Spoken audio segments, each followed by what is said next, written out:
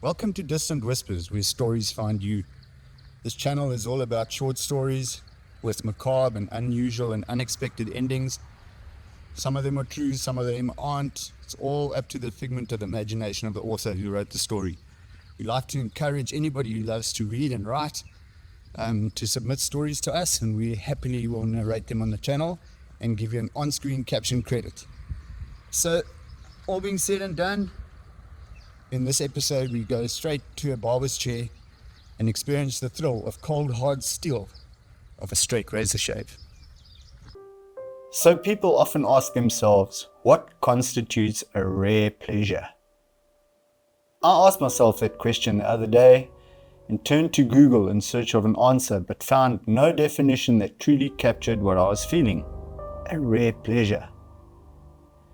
So I took it upon myself to craft my own definition of a rare pleasure.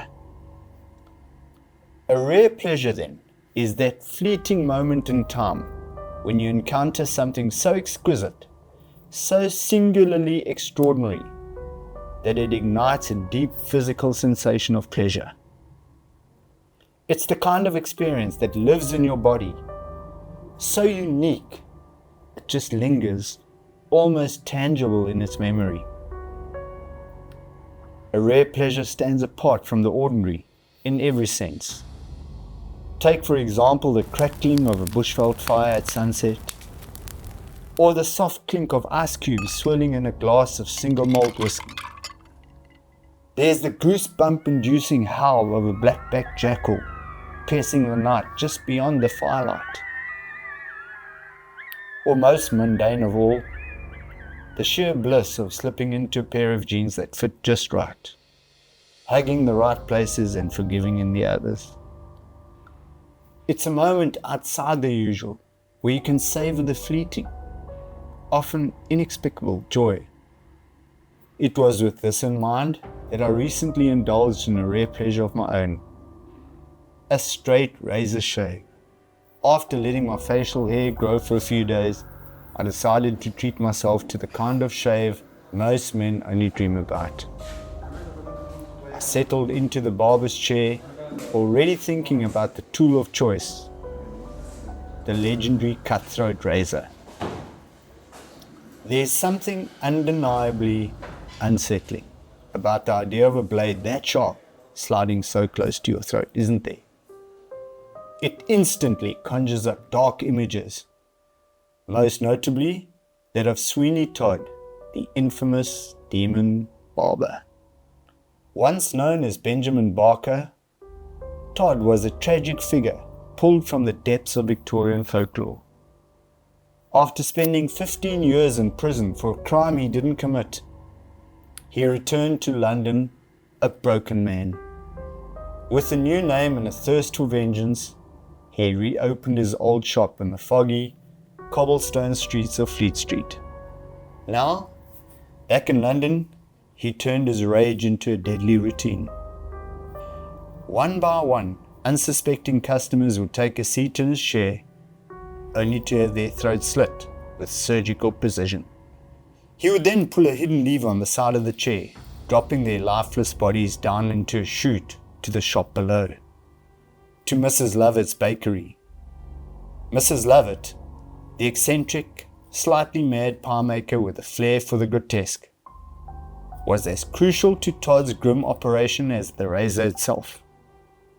He provided the meat, and she started baking the most delicious but infamous pies in all of London.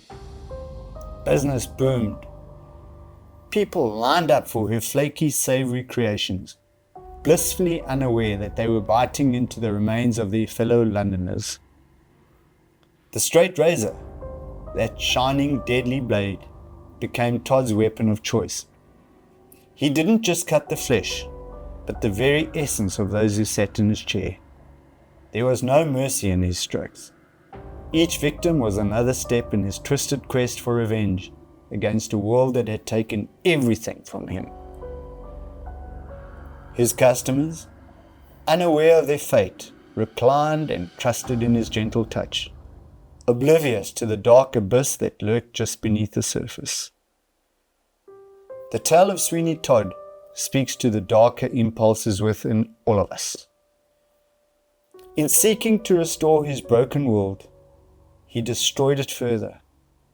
In his quest for justice, he became the very monster he hated. As the legend goes, Todd's reign of terror didn't last forever. The truth, like all dark secrets, eventually came to light.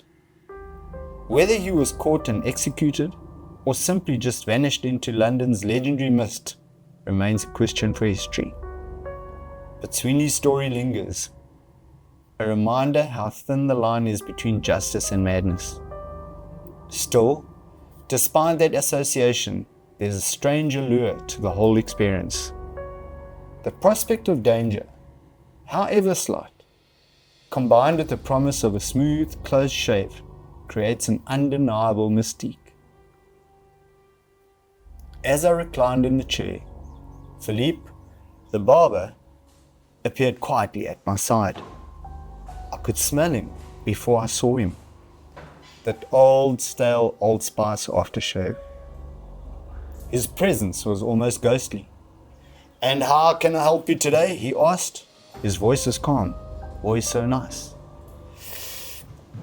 "I'd like a straight razor shave," I said, my voice betraying a hint of uncertainty. I knew that in mere minutes he'd be drawing a blade across my throat. And yet I welcomed the experience, like someone about to bungee jump for the first time. Scared, terrified, but thrilled all at once. And so the ritual began. A steaming hot towel was placed over my face, the heat and moisture opening my pores, and then a balm scented with pine nuts was massaged into my skin. The gentle touch of Philippe's hands adding to the sense of indulgence. Next came the shaving cream, lathered into a thick, velvety foam using a brush made of badger bristles. That sensation of the brush against my skin, the warm lather, the rich aroma, it all added up to something, far more than a simple grooming routine. It was almost sacred. And then came the first stroke.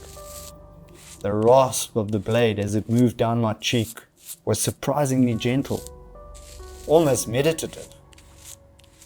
Philippe worked with the quiet precision of a barber, guiding the razor in smooth, delicate motions.